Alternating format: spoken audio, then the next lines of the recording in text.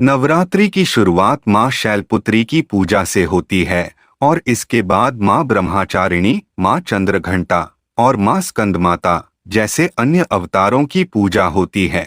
इनमें से प्रत्येक अवतार देवी दुर्गा के विभिन्न गुणों जैसे स्नेह, प्रेम, करुणा और ज्ञान का प्रतीक है। नवरात्रि का छठा दिन माँ कात्यायनी की पूजा के लिए समर्पित है और यह प्रसन्नता और आनंद का प्रतीक है। सभी बुराइयों का नाश करने वाली मानी जाने वाली उन्हें एक योद्धा देवी के रूप में देखा जाता है जो दुनिया में शांति लाने में सक्षम थी। माँ कात्यायनी देवी दुर्गा के उग्र रूपों में से एक हैं। वह महिषासुरमर्दिनी के रूप में भी जानी जाती है क्योंकि वह दुष्ट राक्षस महिषासुर को हराने और मारने में सक्षम थी।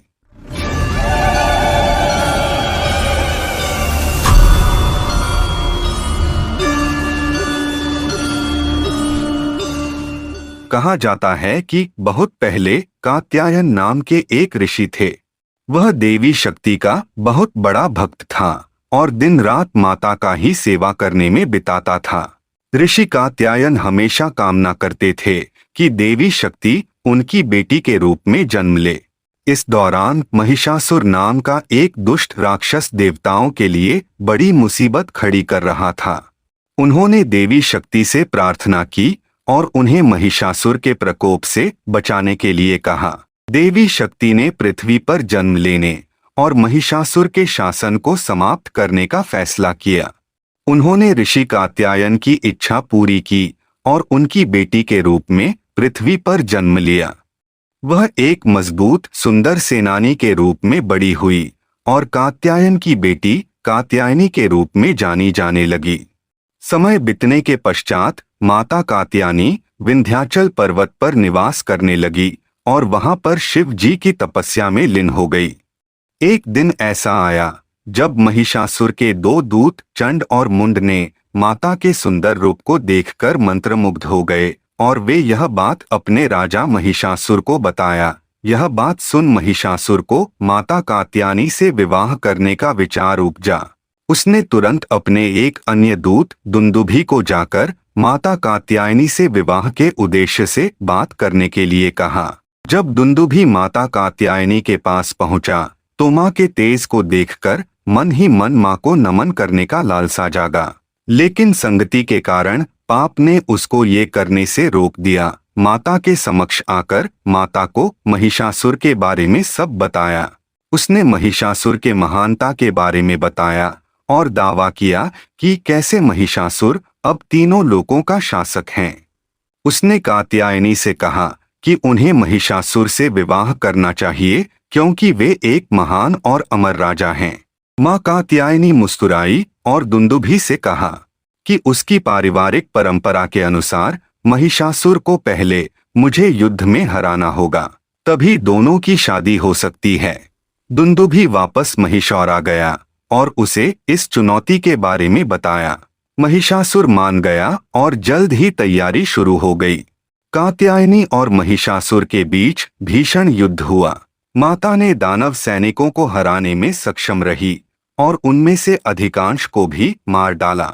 जब कात्यायनी और महिषासुर आमने सामने आए तो महिषा ने खुद को भैंस में बदल लिया। पहले तो माता की सवारी सिंह और महिषासुर के बीच भीषण युद्ध हुआ। उसके बाद माता कात्यायनी और महिषासुर के बीच भीषण युद्ध प्रारंभ हुआ। युद्ध के आखिरी में माता ने महिषासुर का वध कर दिया। इस प्रकार माँ कात्यायनी ने दुष्ट और शक्तिशाली राक्षस महिषासुर का वध किया। ऐसा करके उसने देवताओं को उसके अत्याचार से बचाई और इस दुनिया में शांति स्थापित की। चूंकि माँ कात्यायनी ने महिषासुर को हराकर मार डाला था, इसलिए उन्हें महिषासुरमर्दिनी भी कहा जाता है। कई हिस्सों में अविवाहित लड़कियां अक्सर व्रत रखती हैं और एक प्यार करने वाला और देखभाल करने वाला पति पाने के लिए माँ कात्यायनी से प्रार्थना करती हैं। माता कात्यायनी देवी दुर्गा का ही अवतार हैं और उन्हें 4 हाथों के रूप में दर्शाया गया है। वह 2 हाथों में कमल, एक में तलवार और अपने भक्तों को चौथे हाथ से आशीर्वाद देती है। ऐसा माना जाता है कि वह अपने भक्तों को हर तरह की बुरी शक्ति से बचाती है और उन्हें खुशी और खुशी का आशीर्वाद देती है। माँ कात्यायनी अमोघ फलदायिनी हैं। इस दिन साधक का मन आज्ञा चक्र में स्थित रहता है। योग साधना में इस आज्ञा चक्र का अत्यंत महत्वपूर्ण स्थान है। इस दिन जातक का मन आज्ञा चक्र में स्थित होने के कारण कात्यायनी के सहज रूप से दर्शन प्राप्त होते हैं। साधक इस लोक में रहते हुए अलौकिक तेज से युक्त रहता है और सभी प्रकार के सुख उसके आसपास रहते हैं। कात्यायनी को लकड़ी की चौकी पर लाल कपड़ा बिछाकर स्थापित करें। माता को पीले रंग के पकड़ों से सजाएं। फिर माता की पूजा बाकी दिनों की तरह ही करें।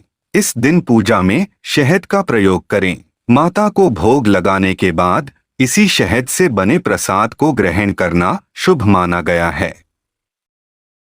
आगे के वीडियो में जानेंगे मां कालरात्रि की पावन कथा। तब तक के लिए जय माता दी।